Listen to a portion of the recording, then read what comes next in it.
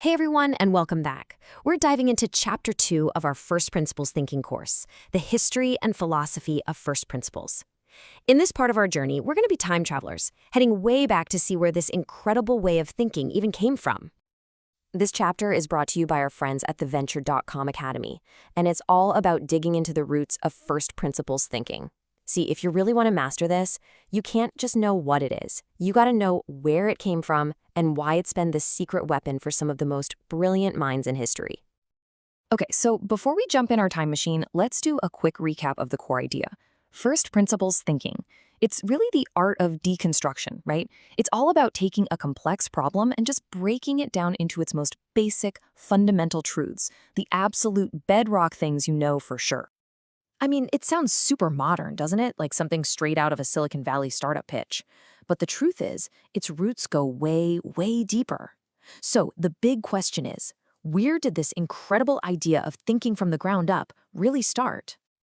Well, our journey begins where so many great ideas do. Ancient Greece. I mean, of course it does. This was the place, the time, where people really started laying the foundation for understanding the world through reason. And the guy who really put a name to this whole thing was none other than Aristotle. This dude was, obsessed with the idea of knowledge. And for him, to truly know something, well, that meant you had to understand its most basic cause, its first principle. Now, Aristotle drew a really important line in the sand. On one side, you have what he called derived knowledge. This is the stuff we learn from just looking around, seeing that a tree is tall, simple observation.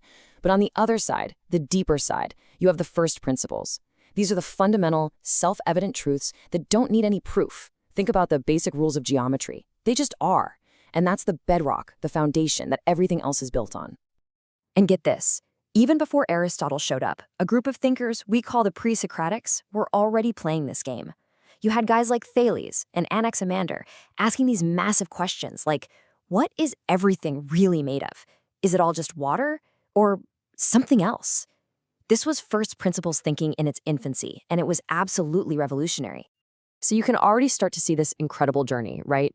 The idea is born with Aristotle and ancient philosophy. It gets a massive reboot during the Enlightenment, then it gets put to work in the Industrial Revolution, and today it's totally essential for fields like physics and biology. This timeline here, it's basically our roadmap for the rest of this explainer. All right, next stop on our tour, the Enlightenment. Now, this was a time of pure intellectual fireworks. Thinkers all across Europe basically decided to throw out the old rulebook, question everything, and rebuild all of human knowledge from the ground up, using nothing but pure reason. And right at the center of this whole movement, you've got René Descartes. His legendary quote, cogito ergo sum, I think, therefore I am, that's pretty much the ultimate first principle. It was the one single truth he realized was absolutely 100% impossible to doubt. His method was something he called systematic doubt. And you might be asking, why would he do that? Well, back then, what passed for knowledge was a messy mix of religious dogma and things people believed just because they'd always been told they were true. Descartes wanted to find a foundation that was completely solid, unshakable. So his plan was simple but radical.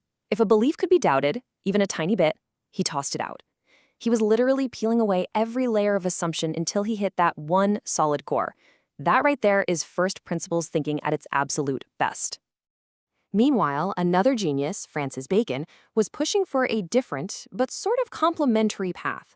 While Descartes was all about pure logic and reason, Bacon was the champion of empiricism, the idea that knowledge has to come from real-world observation and experiments.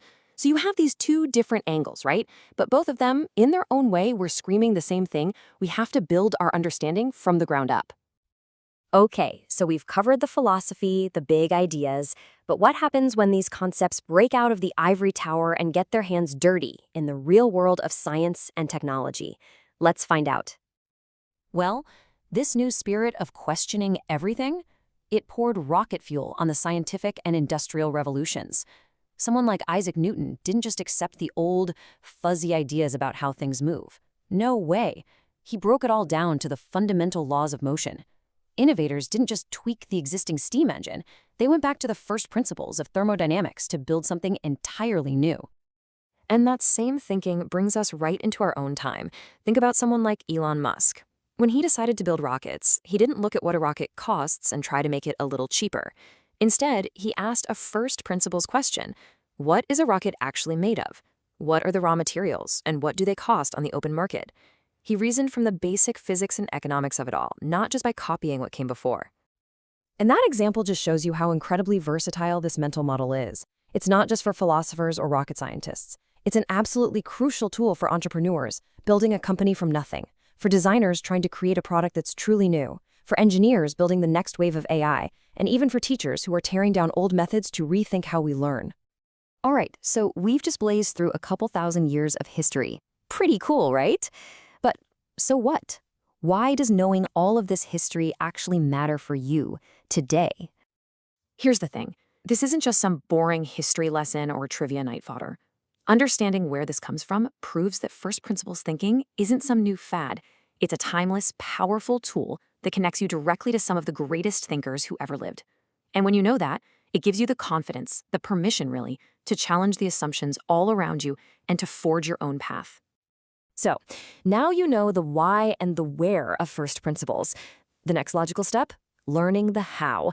And that's exactly what we're going to do in Chapter 3. I really hope you'll continue the journey with us, because that's where we roll up our sleeves and get super practical about applying this stuff in your own life. And to help you lock in all this knowledge, your next steps are super simple. First, head on over to Chapter 3. Second, don't forget to check out the link in the description. We've got quizzes and notes in there to really help this all sink in.